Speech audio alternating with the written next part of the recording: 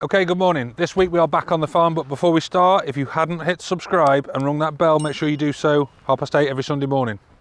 This week we are back on the farm and a little bit of a catch up. These are the 20, well now 20, was 21 that I bought a couple of weeks ago. Now, unfortunately, these went in the straw shed because we were struggling on room while we were jiggling stuff around, and this is where we had a little bit of pneumonia setting in. We've combated it now, but unfortunately we did lose one of them. I think that one in particular, when I bought it, had already got it when it come to us. So that didn't help.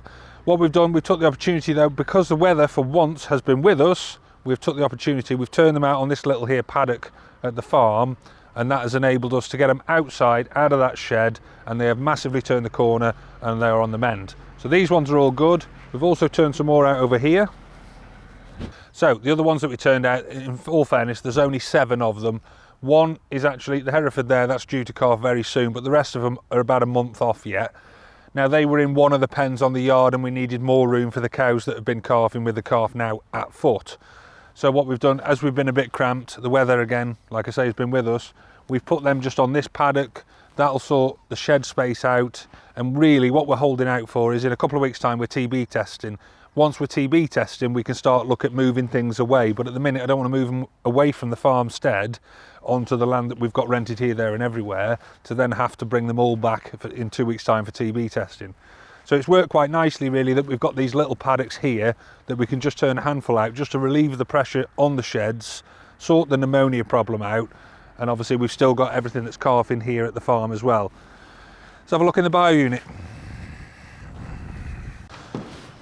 So, inside the bio unit, we have jumped leaps and bounds again because now all the walls are plastered. So we're just got to wait for these to dry off. Ash, the painter, super happy because Will has done all the plastering. It is pristine mint. So thank you, Mr. Kappa, for sending Will. What I will say though, you've left some of your tools here. So you guys, you've left your dual purpose stand here. Will uses this to stand on to plaster the ceiling. And obviously Mr. Kappa uses it to reach the handles of the window to open the windows. But plastering is all done. A little bit similar to the house. On the outside walls where it is block work, that's all been dot and dab plasterboard. So we put, or Will puts the plasterboard on effectively dabs on the wall, and then the rest of it, all the stud work, obviously it screws straight on and then skim all over the top. So that's all been done. Same process as the house. Realistically now, we need to get some heat on in here is the next thing really, because at the moment, the concrete slab to the rear where the outdoor boiler is going to sit that will fire the underfloor heating, that's not been done. So we can't get the boiler on and get it all connected up. But Ash wants it all to have heat in here and to be dried out, obviously, before he comes to miscoat it all through. Again, we need to get that heat on realistically fairly quick because the floors need to go through their process because it's that anhydrite screed. Although there's an element of it that's dried out, it has to go through its cycle. And again, we've just reintroduced all this water when the plaster's been done, that all of that will effectively absorb into the anhydrite screed. So we need to get the heat on to dry that out so we can start thinking about doing that safety vinyl flooring. So still plenty to do. JDC have been in, done all of, done all of the electrics. All the cameras are up on the outside. You saw all that I think last time, but everything is now finished and ready for second fix. So really what we want to do now is we want to get that boiler fitted, get this through its process, and then Ash can finish the job up at the house and come back down here. Let's go and have a look at the calves. Okay, so on to calving. It is going well, but it has been an expensive week because we've had 3 cesareans in the last week. All 3 different reasons as well. One, the calf was just an absolute beast in the one. It was massive, so it just wouldn't pull, it wouldn't come. The other one, it was backward and hadn't presented itself. So in other words, the legs weren't at the back, it was the bum of the calf that was coming first, and we tried, we couldn't do anything with it. So that come out the side door as well. And the final one was, again, it was backwards, but it had a twisted uterus, I believe. So obviously no matter what happened, there was nothing we could do, it had never come.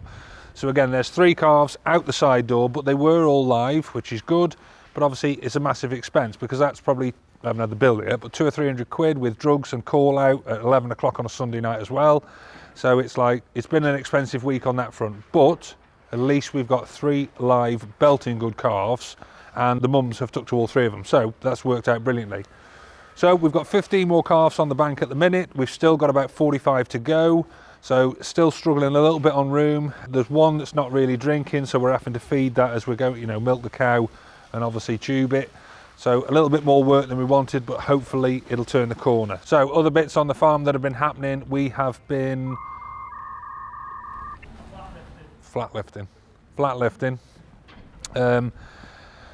So we believe this is going to make a massive difference to how our fields drain. Now, flat lifting is basically you're going over the top of the surface with your tractor with a machine on the back, and the idea being is that it leaves a groove in the surface, but ultimately breaks up the underneath of the soil underneath. So it effectively ripples and lifts that surface on the top, which will allow then drainage to happen underneath. So we believe it will be a lot more free draining and be a lot better for grass production. So that's why we've done it. So we've done the whole 60 acres just up the road that we've got, and we're going to do the ground here, but unfortunately at the minute it's just a little bit too wet still. So we're going to wait for that to dry up and then probably have a go at this ground here, and hopefully that'll make it a massive difference. And the last bit on the farm, we've had Mark, Ryan and Lewis. They've helped Papa G. He wanted a good forking with the shit. So they've been up to the house, they've done all the shit in the planters and forked that in, ready for Papa G's big crop of 2025 vegetables. So that's all done now, so he's happy, he's away now, everything's getting planted up. So that's it for this week on the farm. Hit subscribe, ring the bell, and we're going to leave you with a little bit of a montage on the farm and some sexy ass plastering by Will.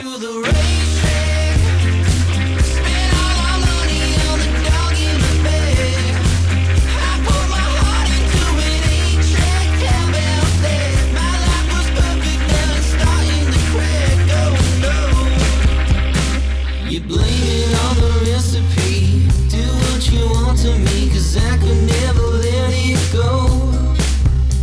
You toss my body at the sea, claim it was a tragedy, but I think everyone will